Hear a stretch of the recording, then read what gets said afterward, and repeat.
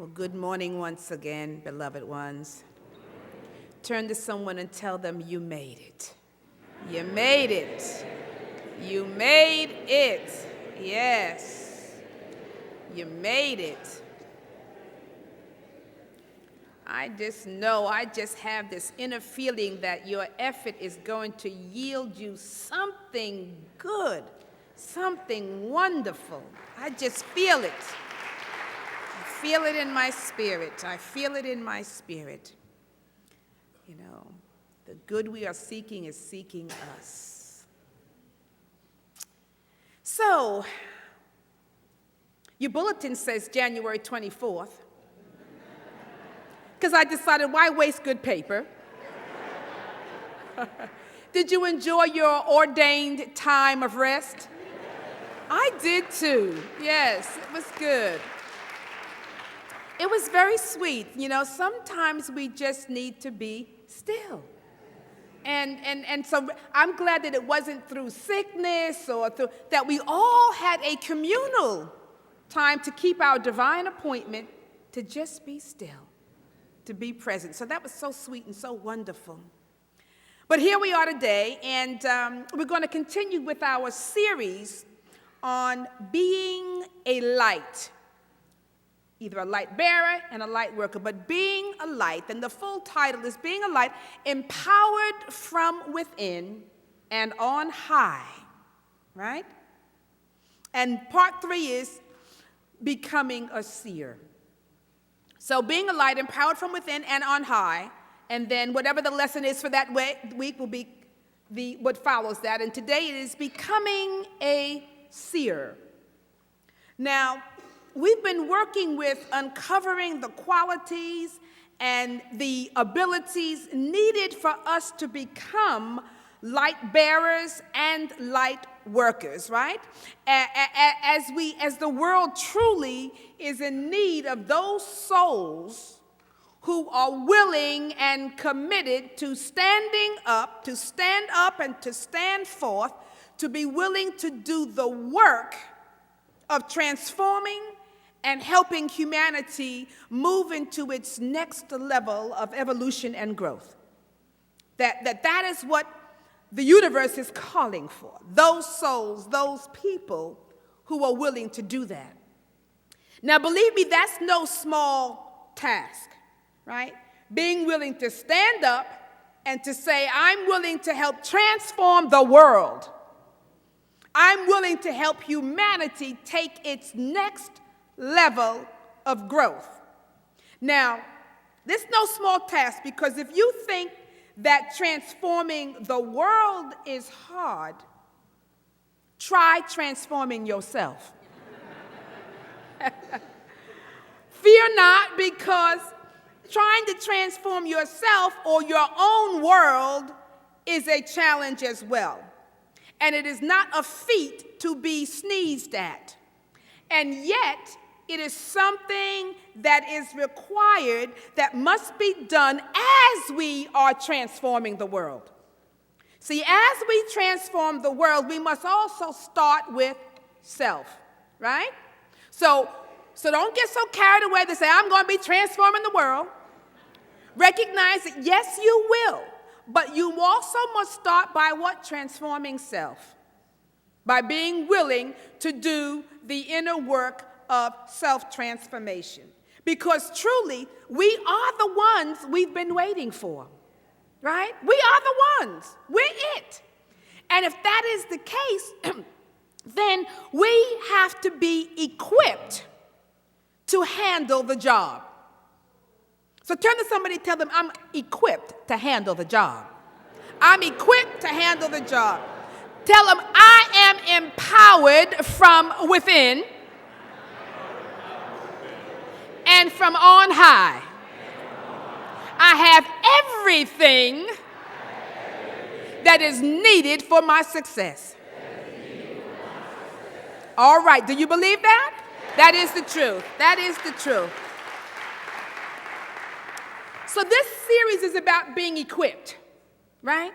Now, quickly in review, we talked about that the first thing that we need to be about as light bearers is acknowledging and increasing the light within our being, right?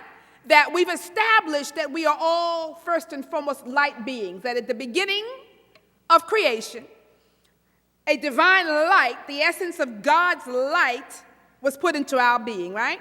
So we know that the first order of business is about increasing, first of all, acknowledging that we're light, and then increasing our wattage, our ability to handle the light that is within us and to handle the light that is coming upon the planet into us so that we may do the work of transformation, right? So we recognize that. And to bring this light that carries life, it carries growth and transformation, because we've already established that there could be no life, there could be no growth, there could be no transformation, no change without light, right? So that's the first order of business that we are about.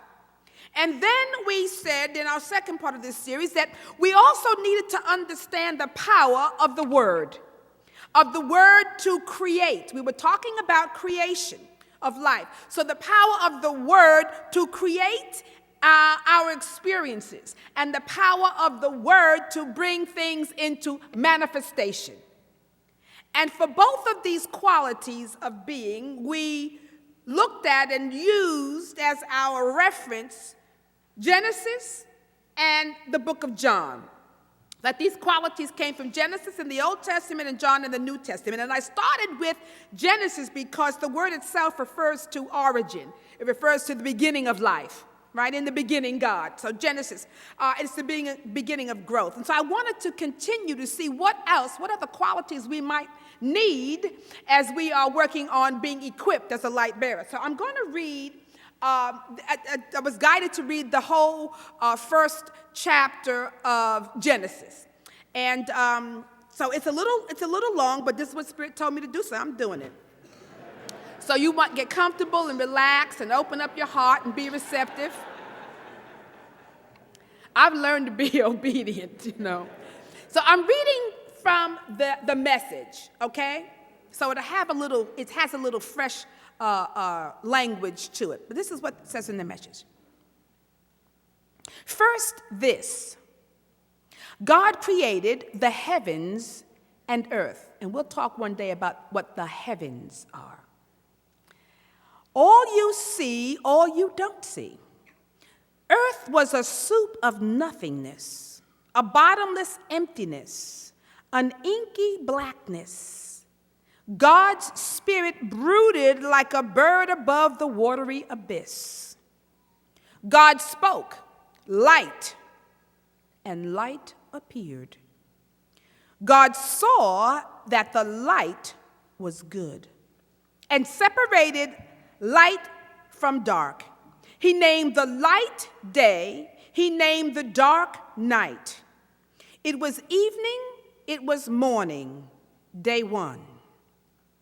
God spoke, sky, in the middle of the waters, separate water from water. God made sky.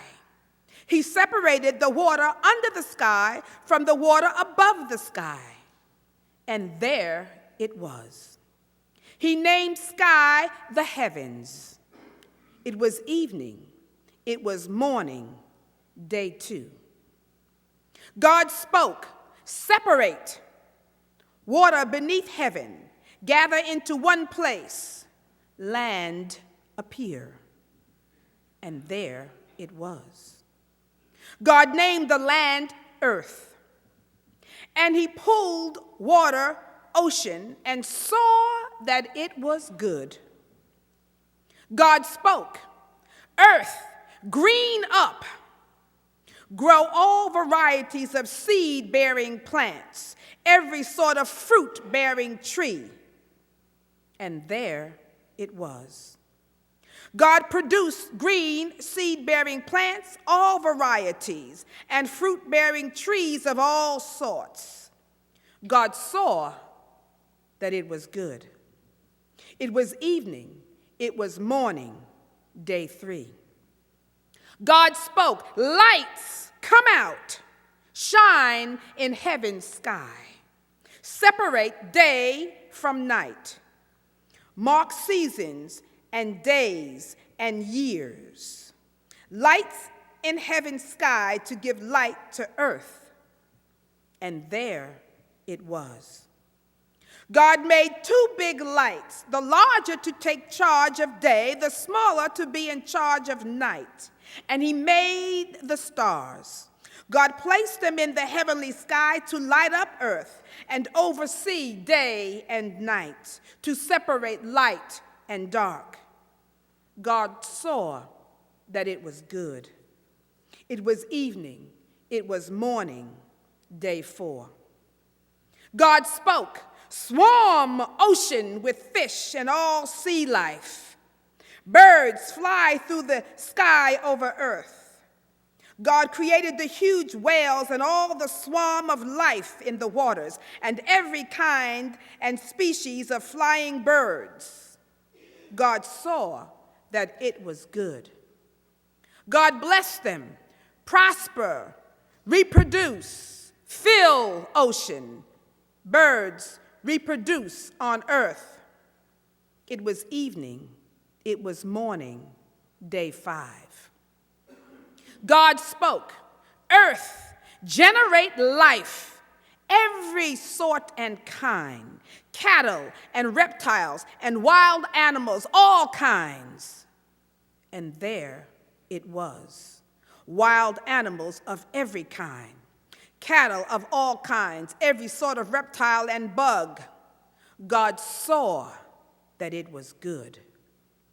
God spoke, "Let us make human beings in our image, make them reflecting our nature, so they become responsible for the fish in the sea, the birds in the air, the cattle, and yes, earth itself, and every animal that moves on the face of earth." God created human beings. He created them godlike, reflecting God's nature. He created them male and female. God blessed them, prosper, reproduce, fill earth, take charge, be responsible for fish in the sea and birds in the air, for every living thing that moves on the face of the earth. Then God said, "I have given you every sort of seed-bearing plant on earth and every kind of fruit-bearing tree, given them to you for food. To all animals and all birds, everything that moves and breathes, I give whatever grows out of the ground for food." And there it was. God looked over everything he had made. It was so good, so very good. It was evening. It was morning, day 6. Heaven and earth were finished down to the last detail. By the 7th day, God had finished his work. On the 7th day, he rested from all his work. God blessed the 7th day. He made it holy because on that day he rested from his work, all the creating God had done. This is the story of how it all started, of heaven and earth when they were created. I love that scripture, reading from the Message. It carries such a powerful message for us. And what I gleaned from that was when I looked at the beginning of Genesis and how creation began, it was through the spoken word, and God said, right? And there was, and there it was. But the next thing after it was there, and he said it and it was there, was that what? After speaking the word, God saw that it was good. So part of this creative process after speaking the word is having some type of ability to see that it is good. To see that it is good. There must be something to this seeing that is good or for creation. Something about seeing that has to do with creation and the goodness of what is created.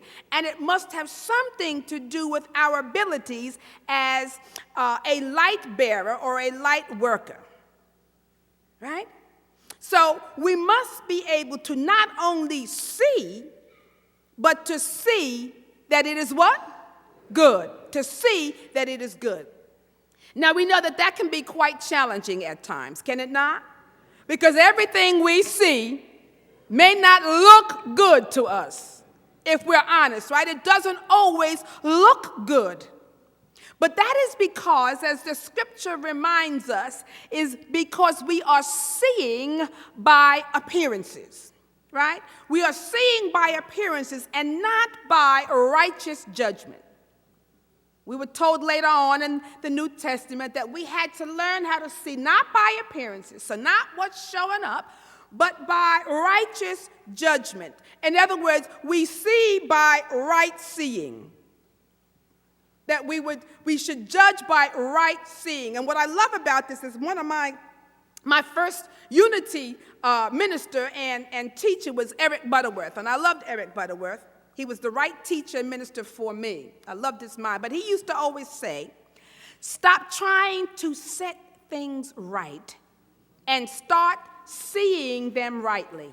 Right? We know that is true. Stop trying to set things right, but see them rightly. When God spoke, it appeared and he saw it rightly. Right?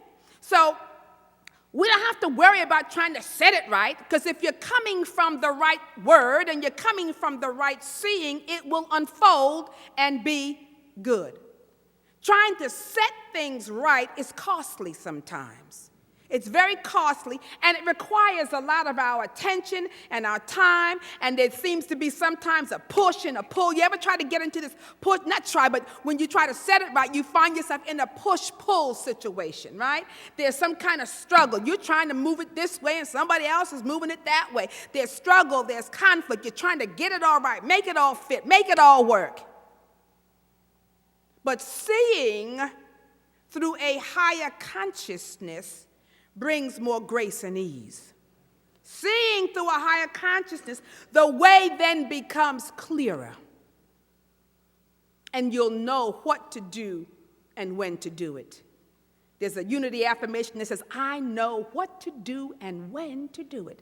And you could say how to do it, whatever. Everything is revealed when you are able to see it rightly.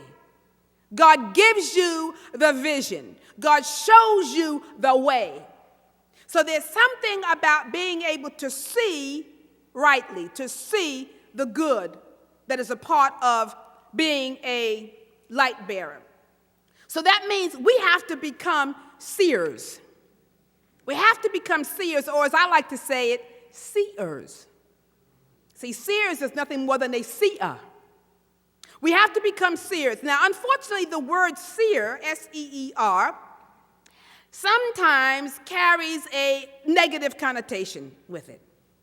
Because nobody usually goes, I want to be a seer. People kind of look at you like, So this is what the dictionary says and defines a seer. It says, a person who is supposed to be able, through supernatural insight, to see what the future holds.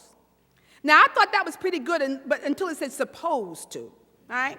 So a seer is a person who's supposed to be able to. Now, it would have been powerful if it just said a seer is a person who's able to see through supernatural insight, right? And then it says to see what the future holds. That's not too bad, but it's not quite right. And then it went on to describe these synonyms for seer, S-E-E-R. Soothsayer, oracle, visionary, that's not bad. Fortune teller, crystal gazer. You know, how many people think we at Unity are crystal gazers and fortune tellers, right? Clairvoyant, psychic, or a medium. So again, those might not carry the weight that we are looking for of what it means to be a true spiritual seer, of what a spiritual seer is all about. Then it gave me, it said this is an archaic definition, which I think came closer. The archaic definition says, a seer is a person who sees something specified. A person who sees something specified. You see, as light bearers and light workers, we have to learn to see something specified, right? to see what we desire, to be clear, and to be able to hold the vision, hold the seeing of what it is that we're desiring, and then to name it good. And God saw that it was good. So a seer then is holding the vision, being clear, and then naming it good, even when the appearance looks bad. As a light bearer, you're going to have to do that. Remember, we're not trying to set it right. We are trying to do what? See it rightly. We're trying to see it rightly. Now, this whole thing about holding it even when it appears to look bad, I'm not talking about just simply calling a bad thing good. Because sometimes we in New Thought or Unity get misunderstood when we come with our philosophy or our teaching or our theology, and people are trying to say, well, that's not a good thing. How could, killing of 3,000 people be good?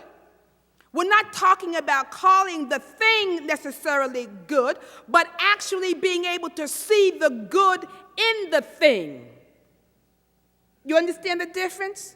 And as a metaphysician and a light bearer, we have to understand that that's where we're coming from. Seeing the good in the midst of the bad is a powerful thing. Seeing the good that is always present in every situation. Not that every situation is good, but there is good in every situation. And understanding that and seeing that is powerful, and that is the work of a light bearer. You'll have to be able to do that. Now, some people might call this foolish. They may call us being a little Pollyannish. You always so positive. Like that's a bad thing, but okay. You ever had that piece of, you're just so positive. Okay, you want me to be just so negative? But some people think it's foolish and being Pollyannish, but I'm talking about using your God-given ability to image a thing. Because one of the things that we looked at here is that to hold this vision, before God spoke, there has to be an inner vision that precipitated the word, right?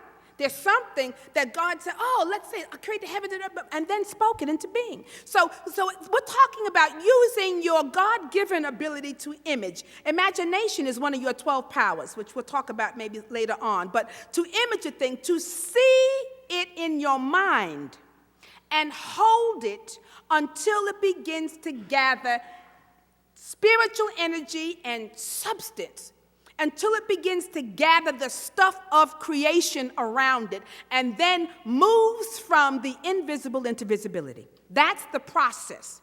That's the creative process, okay? And as a light bearer, you need to understand the creative process, how things come into being. It's not magic. It is spiritual law. It comes under law. So to see in your mind and to hold what you are seeing until it begins. You hold the image until the image begins to gather energy and substance. The more you can hold it, the longer you hold it, the more spiritual energy gathers around that image until at some point it moves from invisibility into visibility. Now that's the mystery. I don't know how it works. I know that that's the process, and it does work. Okay? So as a light bearer, this is what we're trying to do. And as a spiritual seer, we have to be able to hold and work with this process. So as a spiritual seer, a seer and a seer, you must have vision. Jonathan Swift said, "Vision is the art of seeing things invisible." Now, I don't want you to go around and saying, I see dead people, or I see, Keep that part to yourself. But it's the ability to see things that are invisible, right? Isn't that what faith is all about? Seeing it until finally it becomes the evidence of that which is unseen. So being a seer is about having the ability, the art of seeing the invisible. And Aristotle put it this way. He said, the soul never thinks without an image. If you think about it, the soul doesn't think without an image. We can have a feeling, we can have an awareness, but when we begin to think, it thinks in images. Your mind is going to think in an image. It's so fast you don't even recognize that you've conjured up an image. All right? It's unconscious, but that's the way that it works. And it is written this way in the Upanishads.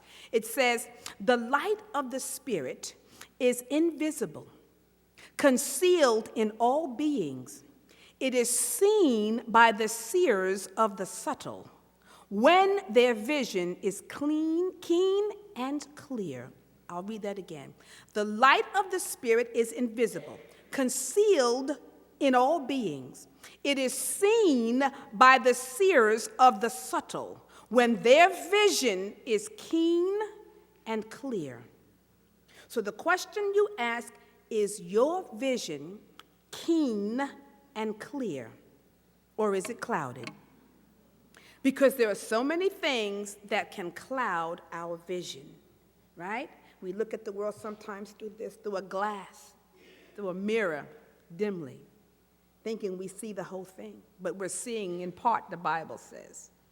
So we ask, well, is my vision keen and clear, or is it clouded? Now, many things, let's say the past. The past is something that can cloud our vision, because we can't necessarily envision a future because we're stuck in the past, right? We can only see what has happened, not what can happen. A seer is able to see possibilities, right? To be able to hold them and be free of conditioning, the conditioning of the past and the conditioning of our minds.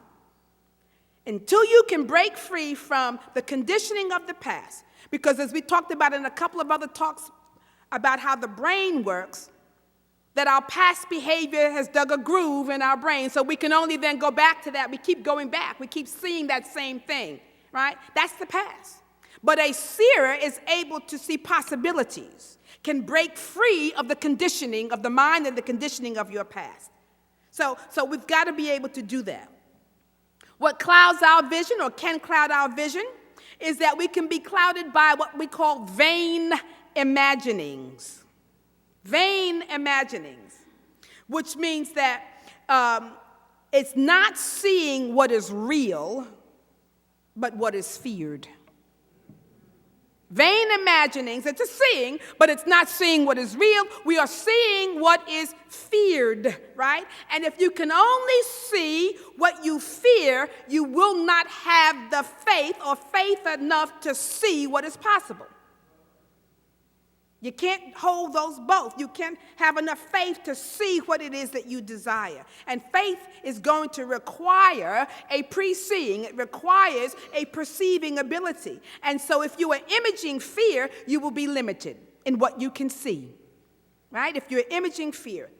So I love it. Mark Twain said this. He said, "You cannot depend upon your eyes when your imagination is out of focus." Right? And so when we're busy fearing whatever, your imagination is out of focus. And if you can recognize that you are not necessarily seeing what is real, and what is real, truth, God, spirit, right? Those things that are unchanging, the principles of God.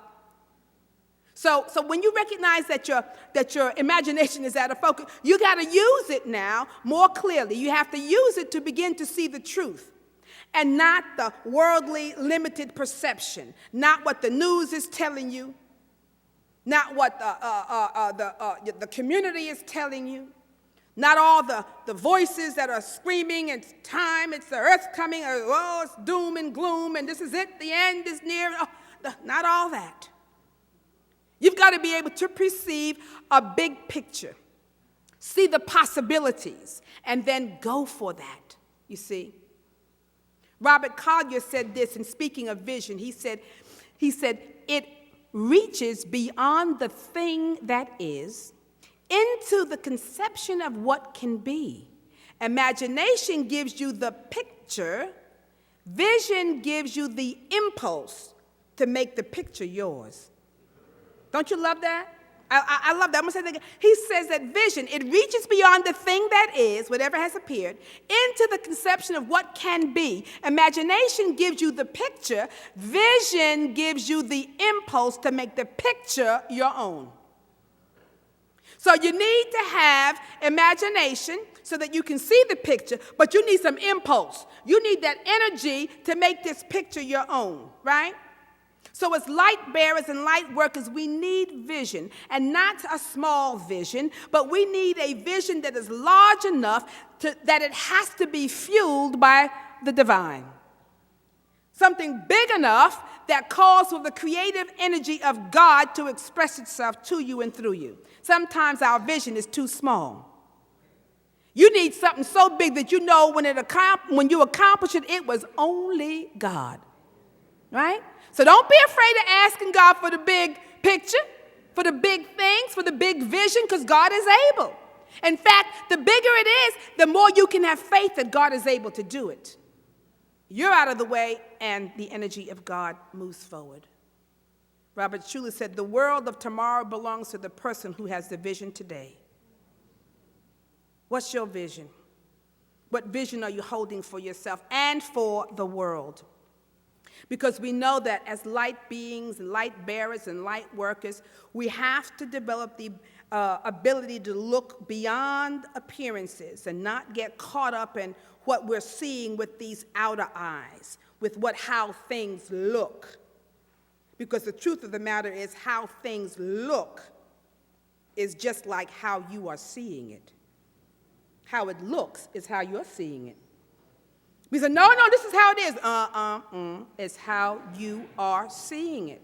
We don't want to take ownership of that thought. We want to think, no, this is the way it is. It is how you are seeing it. So that's our clue. Any undertaking that we're going to engage in, we should understand this before we begin to engage that activity. That it is going to come with its share of obstacles, difficulties, challenges, things that are unforeseen, right? When you undertake something, if you undertake it and you think you're not going to have any challenges, that you're not going to have anything that pops in the way, you're going to get off course whenever something comes up. So you begin your vision, you hold the vision, and you recognize that things are going to come that I had not put into this vision. There'll be some challenges and some difficulties. If you can recognize that and see that, your task is to remain focused on the vision, holding it in consciousness while you are observing and working with all the obstacles and the challenges and the difficulties. But you are holding on to the vision and allowing God to move through that vision. Trusting the process, trusting that it still will be good, regardless of what's coming up, regardless of how many challenges, it will be good, because God saw that it was what? Good, and it was. So your task is to keep your eyes on God, on the inner process. So that eyes on the creative process, eyes on the things of spirit, your eyes on the truth.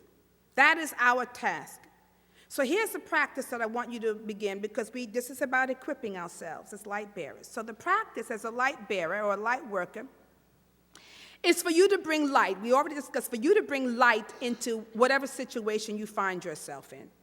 That's going to be your task. So whether you're working, whether you're cooking dinner, whether you are driving, whether you're at the supermarket, whether you're having a meeting with your boss, it doesn't matter, working with your children, swimming, whatever you're doing, your task is to bring light into that situation. And the question you must ask is, what good do I see here? What good do I see here? It's a powerful question. That's your assignment for this upcoming week, because I want you to practice. I want, for every situation that you find yourself in, I want you to look for the good that is present. Okay? So every 5 minutes, the question that you're asked, what good do I see here? What good do I see here? The more you are able to see the good, the more God is able to use you and to flow his goodness and his mercy and his rightness, his justice, his kindness, his wisdom, his love, his peace, his joy, his being in and through you, your life, your affairs, and whatever vision you are holding in consciousness. Are you willing to do that? Yes. All right, so we're going to be a seer and a seer of good, a seer of God. Blessings and namaste. Blessings. Blessings, namaste. Blessings. Thank you.